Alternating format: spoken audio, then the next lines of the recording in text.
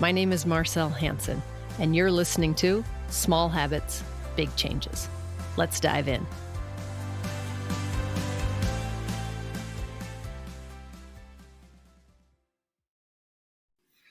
I know that many of you don't want to hear this. In fact, probably there's very few people that would want to hear it. And sometimes our wants and our needs are very different. And so I say this with lots of love, and I do hope that people receive it and take it in for what it's worth for them and what they could do with it to benefit their own lives. It's because the truth is, sickness, it's a mindset, it's a choice. And the mass consciousness believes in it as if it is not a choice, as if we are victim to it. Catch a cold, we get cancer. It simply is not true. Guns, sugar, cancer, dis-ease, it's not what kills people. It's not what strips life from a person, from a human. And as long as we view it as that, and I say we as the proverbial we because I don't view it that way, sometimes it can be a charge to hear you and not take it as easy as the proverbial you. Yet as long as we deem it as such, it carries that power. We bestow on it a power that innately is not its own. These things, guns, drugs, sugar, dis-ease, that includes cancer, diabetes, heart disease. These things don't just happen. In fact, it takes a lot to make them happen. These are not the culprits that kill. Making bad decisions, that's what kills. Choosing to consume sugar on a regular basis, or ever choosing to drink alcohol, ever. It doesn't make you a drunk. You don't have to be a drunk to be poisoning your body. You have to have a drop of alcohol in order to be poisoning your body. You need to have any sugar, as in we're talking table sugar, not sugars within fruit or sugars within vegetables. That's not what I'm referencing. White table sugar, you have to have any. Pull a trigger one time. Not hydrate. Not exercise. Not have your sleep routine down. Not eat nutritious meals. These are choices in a first world country that you have. And the majority of people are making them day in and day out. It's a choice. It's plain, it's simple, it is irrefutable. It is a choice. If you are consuming seed oils, you're going out to 9 out of 10 restaurants are using hazardous oils to cook and coat your food. If you are eating out, if you are eating processed foods, you're playing Russian roulette. And it's not just one bullet in the chamber. It may not catch up to you today. It may not catch up to you this week, this month, or this year. When it catches up to you, and it is going to catch up to you, it will play a either contributing influence, it will be a contributing factor to your overall dis-ease and lack of wellness, or it will be a secondary contributor, but it will contribute to inflammation, to poor circulation, to heart issues, to poor sleep, to indigestion, to bowel issues. Consuming sugar, consuming seed oils, processed foods, alcohol, these are deadly consumptions. You can believe me now and make significant changes to better your chances of living a long, healthy, happy life. Or you can continue to look around and see that other people do it and think that it's okay for you. I do believe that most people want to be happy. I do believe that most people want to be healthy, lip service wise. I don't see the mass majority of people making the significant changes that must take place in order for that to be even a probability. So if that's you and you're sitting at home or you're at the airport right now, or you're just listening in on maybe your phone or on your way to work, you're commuting, if there's any sense of you, any part of you at all that says, I should look into that, should I make some changes? Maybe I should think about that. Like, I am starting to get feelings that I didn't have when I was younger. Starting to feel a little more stiff, a little more foggy, a little more irritable.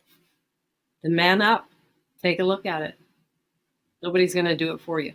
That's the beauty of being responsible, the beauty of being a cause. You can make a change. You can make lots of changes.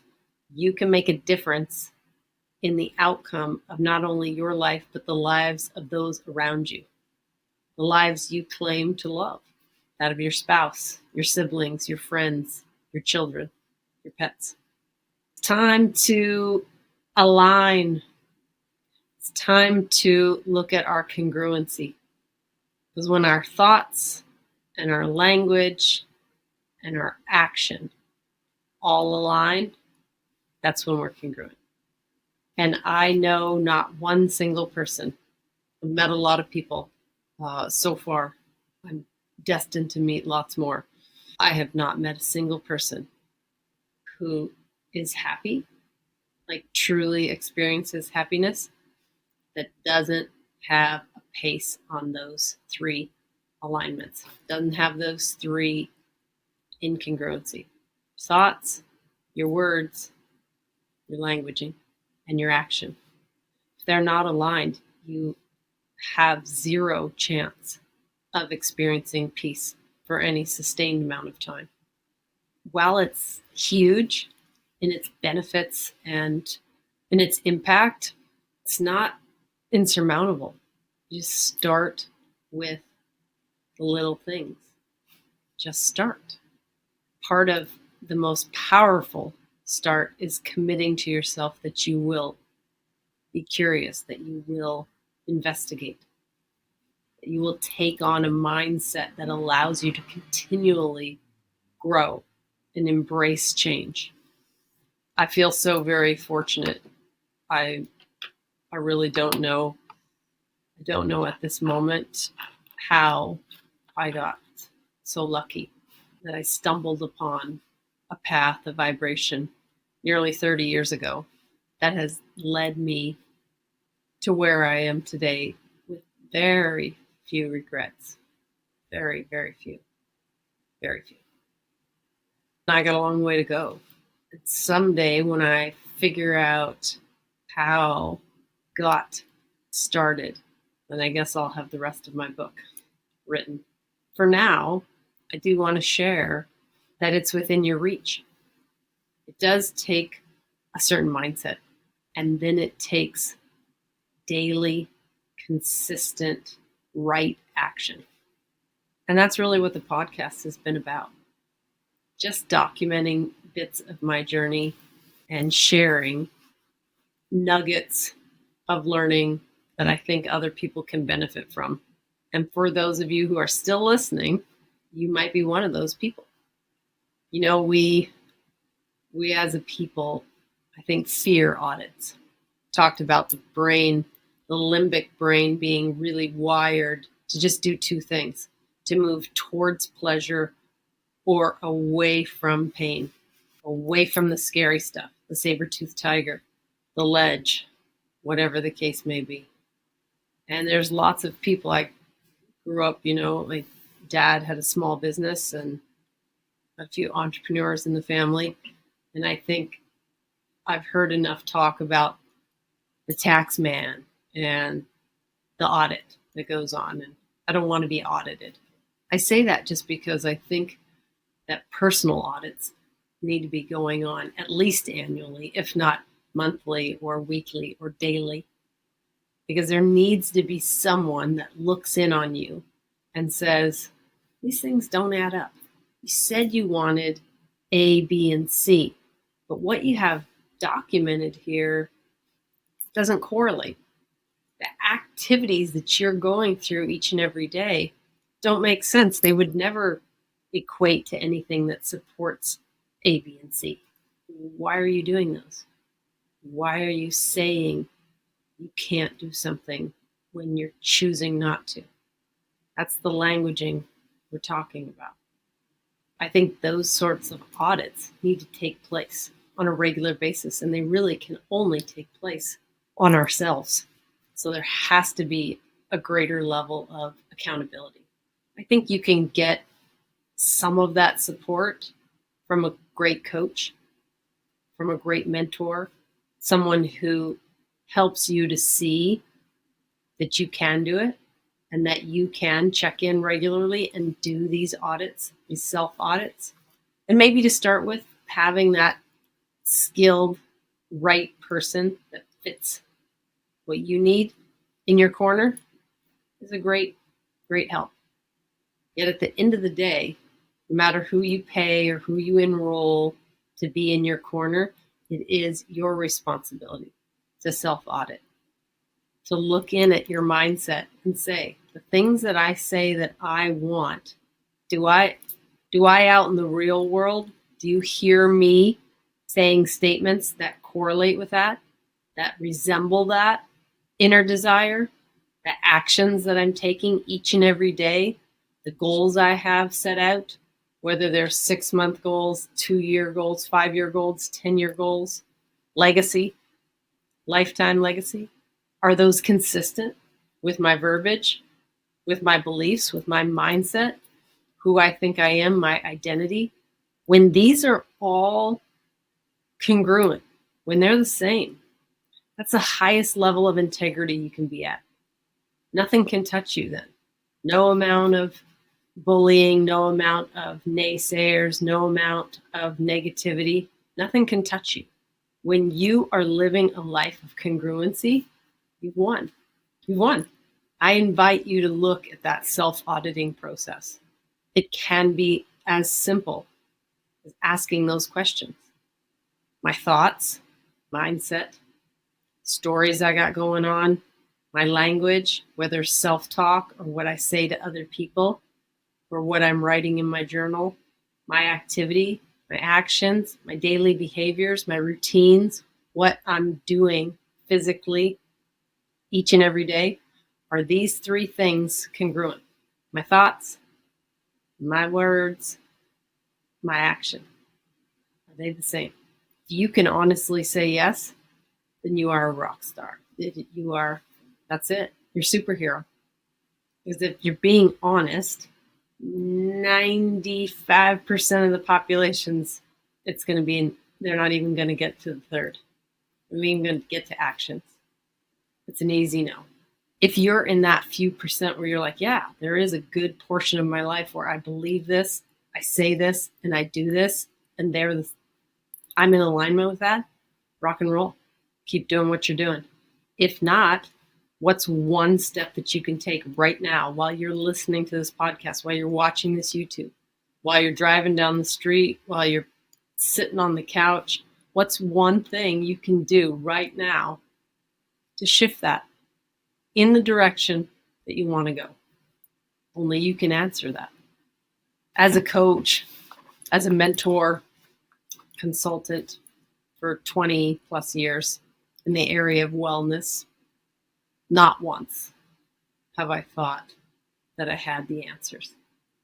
It goes against everything I believe to say that, to think that. What I know that I have, that has not only been powerful in my life in shifting not only my mindset and the story and the state and eventually the strategy that I employ, but also helping with other people and their desires and their behaviors and their outcomes. I don't have the answer for you. In fact, no one has the answer for you.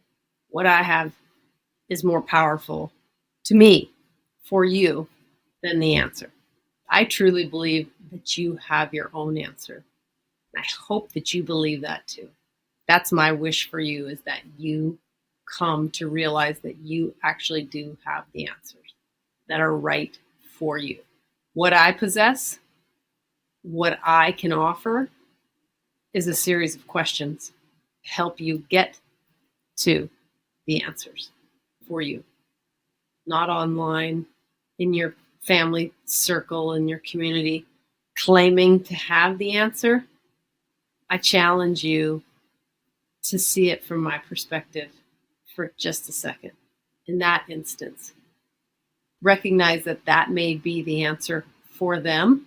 And this is maybe where people say they often, if they don't know, they teach or something like that. I can teach you how to develop a sense of yourself through some rituals. I can ask you to do certain things. I can ask certain questions of you. We are talking one-on-one. You can text in if you want to do that. I can ask you things so you could reveal the answers to yourself. Through my stable table, while it may sound like I'm telling you these things are the right thing to do, what I'm telling you is subtly different. These 4 things, adequate hydration, daily movement, nutritious meals, and quality sleep, they are proven beyond any shadow, any doubt, to be beneficial. The protocol, the blueprint, if you will, that I have developed and used for myself and many other clients, tens of thousands of people that I've taught it to, the structure of it, of embracing it and actually create routines within the framework, reveal to you the holes, things that you're missing, the blind spots, where your commitment lacks, where your self-care lacks. I'm not telling you per se what to do or even how to do it. I'm giving you ideas to try on in hopes that you'll find a routine that works for you, because everyone's going to look a little different. My routine will not work for the majority of people. It may work for some other entrepreneurs, have a fairly flexible day-to-day, but if you're working a 9 to 5 or you have a commute ahead of you to and from, most of the things that I do every day won't work for you. They'll be really difficult. And vice versa. What works for you or what routines you develop would not work for me. It's not a one-size-fits-all. But the framework, if you explore it, allows you to discover what you need for you. Imagine going to a textile shop and someone's just sort of sewn together this large, extra large garment. And they say, try it on. They're not asking you to try it on to see if it fits. Think of it as you're trying it on to see how it doesn't fit and how you would like it to fit and how it could fit better for you, where it could be a little snugger, where it could be a little looser, where it could come in, where the neck or the seams could lower, whether the material could be softer or more dense, whether you wanted it to be a warmer garment or something light and airy. And even the colors, you get to decide. It's a template you try on, and then you have a seamstress pin it up. That's what happens when I bring my pants in, which are typically men's pants, and I bring them into my seamstress. I can fit 3 of my legs in most of those. She makes them fit me. So if I find something that I like, doesn't quite fit, in fact, it doesn't fit at all, but it is the right length or longer, and it's the color I like and the material I like, and I get it. And I can spend $60 or whatever it is to have her hem it and alter it in the way that suits me. We're not all just out there walking around in like tents. You can have something that suits you eventually, that at the beginning, it's barely recognizable to be something that you would ever adorn. Does that make sense? I hope it does. I hope that If there's just one person listening at this point that says, I'm going to take a look, I'm going to cock my head and look a little differently at things today. I'm going to journal out 3 minutes of stream of consciousness just to get stuff out of my head so I can go to bed, clear mindset, plant a couple fresh seeds in that newly toiled soil. So tomorrow I got something to water. It doesn't happen overnight, but it can start overnight. Imagine yourself as a farmer. You're going to plant some seeds. You're going to care for them to some degree. Some of you will forget and you won't water them, and you may still have a harvest, a little one. Others will over toil and over water, and you may have less of a harvest. But in moderation, if you care for those seeds, you bless them, you think about them growing, say they're strawberry seeds, right? You get ready after this frost to get them in the ground or get them into your hothouse, and ensure that the environment around them is proper, is conducive to them growing. They've got sunshine, they've got air circulating, they've got good soil, and they get water. You send them blessings, and come late May, early June, you're going to have strawberries. But it does take time. So that's why I implore you to start now, to plan your garden, if nowhere else but up here, to start with. What do you want to grow? You want to grow strawberries? You want to grow oak trees? If you want to grow oak trees, you need to get some acorns. So let's see how you do. If you have any questions, better I should say, if you're looking for answers, join the wellness community. It's by text. You can text me directly at 206-483-2960. You tell me what answers you want. I will ask you the questions to get you there. Thank you again for listening. If you found any bit of gold in today's episode, please consider sharing it with a friend or a family member, somebody you care about who you'd also like to give a listen. And I look forward to seeing what you have planted and what you're choosing to cultivate. Until next time, be well.